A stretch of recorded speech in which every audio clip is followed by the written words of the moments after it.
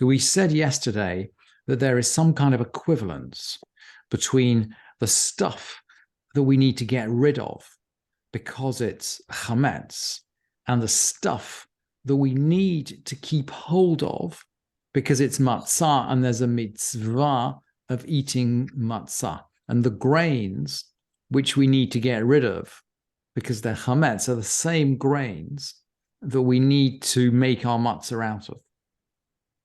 And because of this equivalence, this mirror-like quality between hametz and matzah, and remember that hametz is basically, matzah that we've sort of kind of, or matzah, or something that was going to be matzah. Maybe we just left it around for too long and it fermented. If we mix it within 18 minutes, it's matzah, and if it's outside 18 minutes, it's hametz, right? Hametz is just like leftover matzah in some way. Because of this mirror-like quality, the Mishnah goes away in the middle of the second chapter, which is really focused on getting rid of the hametz. The Mishnah goes away into a little discussion on matzah and on seder. And so we learned about how to make matzah, and we learned about the herbs that we can use to fulfill the mitzvah, bitter herbs. So we diverted, if you like, onto Seder night. But now we're going to go back on track. We're going to go back to the main subject, because the main subject of this second chapter, and indeed the third chapter, is getting rid of the chametz. And that's what we have to do, right? In essence, there's only one mitzvah before Pesach. We have to get rid of the chametz. So that's the first 3 chapters of the tractate. And we're going to go right back onto that subject with boundary cases of stuff which is not pure chametz, or maybe not definitely hametz, or maybe not hametz in sufficient quantity to make us liable.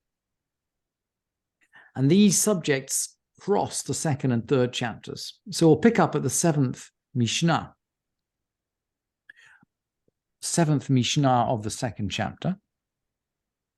Ein shorin et amursan l'targon. We're not going to soak bran for fowls, for chickens. This mursan we've seen before when discussing challah and discussing truma, I think, that mursan is the kind of coarse bran that you would never eat. I mean, perhaps never. I mean, maybe nowadays, if you're really into healthy eating, you might. But certainly then, the coarse bran was considered really inedible. It doesn't even count for maser sheni, for example. It's just stuff that you throw away, but you might feed it to an animal. So the question is, well, what if it gets wet? We're not going to soak the bran for chickens, because when we soak it, right, it's going to become chametz. Aval choltin, but we might actually just scald it. We can pour water over it very quickly. Haisha lo tishre et amursan.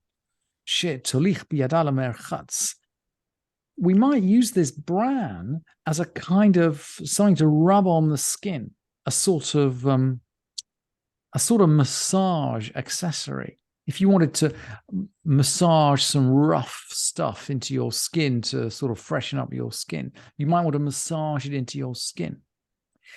A woman, so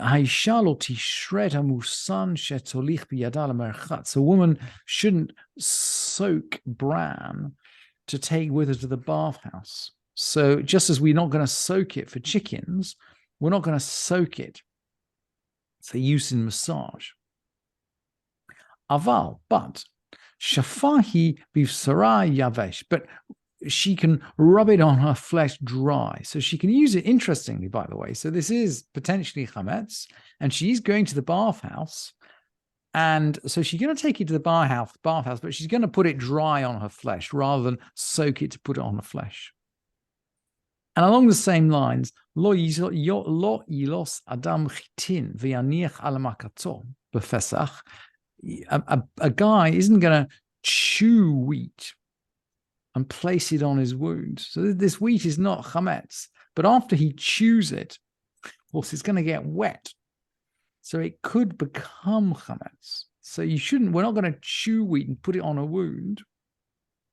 Mipnei shehen mach mitzot. Because it's going to turn into hametz. He's going to chew it, and we're going to wet it, and it's going to turn into hametz. Now, along the same lines, ein not near. You can see the poetry, right, in these Mishnah. They all start ein da da da da da da da da, and then there's a qualification generally at the end. Ein not nin kemach letocha charoset. We're not going to put flour into charoset. Interestingly, right, we make charoset for our Seder plate. And interestingly, the Mishnah knows about charoset, right? It's a word from the time of the charoset, but we're not going to put flour into the charoset. Ein not nim kemach letocha charoset or letocha chardal. We're not going to put flour into charoset or into mustard. Interestingly, they are, by the way, also eating mustard in the time of the Mishnah, and clearly they're eating it on Pesach. A lot of people nowadays are very nervous about eating mustard because it may be kitniot, but in the time of the Mishnah, they don't know about kitniot. They're not worried about it. So they're eating mustard too, providing it doesn't have flour in it. Ve'im natan yuchal miyad. If he did, you've got to eat it immediately, right? So we put some flour into our mustard or into our charoset. What do? Well, we have to eat it before it gets to 18 minutes. Otherwise, it's going to be hametz. The Rabbi Meir oser, and Rabbi Meir forbids. I'm not sure whether he forbids eating it or whether he forbids putting it into the charoset and mustard. I presume he forbids eating it. I presume he will just chuck it out. Ein mevashlim et Pesach lov mashkin velov b'mei perot. We're not going to cook the Pesach sacrifice in liquids or in fruit juice. Now we have a pasuk that we have to cook it roasted. We have to roast it, and I think we looked at this pasuk yesterday. It's up on the source sheet. Roasted. It's got to be eaten roasted. So if we're going to roast it, we're not going to boil it. Ein mevashlim et Pesach lov mashkin v'lov mei parot. We're not going to cook it in liquids or in fruit juice. Aval, interestingly enough, there is a get out here. Aval sachin umat bilin oto bahen. We can baste it and dip it with them.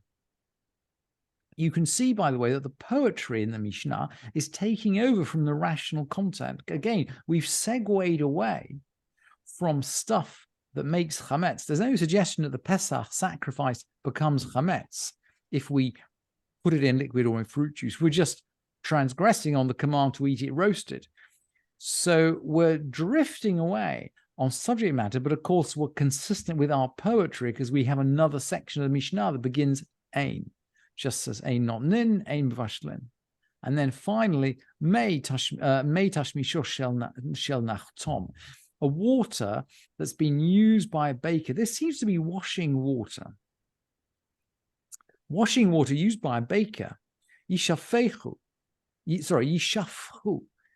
is we pour it out. We're going to get rid of this. Mipnei shehen machmitzin, because it's going to cause leavening. The baker is going to have flour on his hands.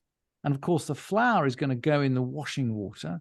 And then we're going to have basically natural fermentation in that water from the bits of flour which are left over in it. So we're going to have effectively, we're going to have hametz on Pesach just growing in that water, and we don't want that. So we stop. What about we pour it away? What about stuff which are, if you like, what about stuff which are mixtures of chametz, but doesn't this is not pure chametz, right? These are not pure chametz in the sense that they're let's go through this list. Now we'll get the idea. Elu ovrin b'Pesach. These, we might say, translate this as ovrin or removed. These are removed. But at the end of the Mishnah, it seems that ovrin also means transgress. There's no punishment of karet on these things, but nevertheless, we have to get rid of them. So whether we are over avera, whether we transgress a transgression, or whether we have to get rid of these, like ma'avirin, is not quite clear from the language of the Mishnah and the commentators. It seems like we can translate this both ways round. But anyway, we got to get rid of them because we transgress. What are they? Kutach, hababli. There's a Babylonian kutach. There's sheikhar hamadi. There's median beer, it's always translated of. It's some kind of alcoholic drink that is from Medes in the Persians. The hametz ha'adomi, and vinegar from Edom, Edomite vinegar. Vezetom hamitzri, an Egyptian zitom. Zomam shel tzvaim. Zomam shel tzvaim is actually dyer's broth. They used to make up some kind of mixture with sticky mixture with flour in it in order to use in the dyeing process. And this was a mixture of flour and water, so it clearly has got to be got rid of on Pesach. Ve'amilan shel tabachim, and cook's dough. Ve'kolan shel sofrim, and scribes used to have some kind of paste that was made with dust coming out of basically dust coming out of a flour milling that effectively created some kind of hametzi mixture. And it's very interesting that in these examples, we seem to only refer, at least the ones which are made of food, only seem to refer to foreign foods. So we got the Babylonians, the Persians, Edom. Edom is, of course, a symbol of Rome, and Egypt. And, of course, these are the great powers. These are the great powers of the ancient world. Babylon, Persia, Rome, and Egypt. And why the Mishnah has chosen these, I'm not sure. But we've talked before about the fact that hametz is something which is, if you like, it's technologically sophisticated. It's something that it's an extra. Hametz is, if you like, is a sophisticated way of eating dough. Yeah, matzah is simple. It's just like a pancake. Hametz is something that you leave to rise. You can't make hametz except in the case of a technologically sophisticated society, because you can't get the leavening. I don't know who first invented the idea of adding leavening to flour and then letting it rise, but it's an extraordinary idea. And this seems to be a statement about these great powers that, we're in the land of Israel. We live in on a simpler basis. We're going back to simplicity with matzah. We don't have stuff from Babylon, from Persia, from Rome, and from Egypt. We don't do this at Pesach. And Rabbi Eliezer is going to come in. We've seen Rabbi Eliezer before in terms of women's issues, and we know he doesn't like women.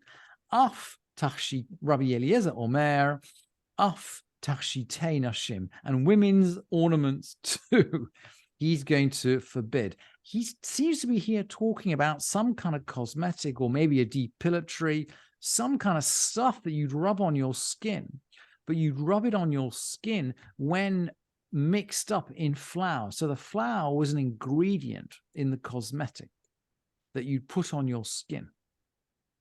And then the Mishnah closes, Zehaklal, Kol shehu mimin dagan, anything that is from a species of grain. And this is referring, by the way, to the 5 species of grain that we looked at a few Mishnayot ago. This is from one of our 5 species. Kol shehu mimin dagan, anything from a species of grain, harezeh over b'Pesach. This must be removed, or this transgresses on Pesach. Hare elu v'azhara, they are subject to a warning. V'ein bahen mishum karet, they're not real chametz, so they don't involve this. They don't incur this terrible, terrible punishment of cutting off, which is referred to in the Torah. They don't receive this terrible punishment of cutting off, but nevertheless, we got to get rid of them on Pesach.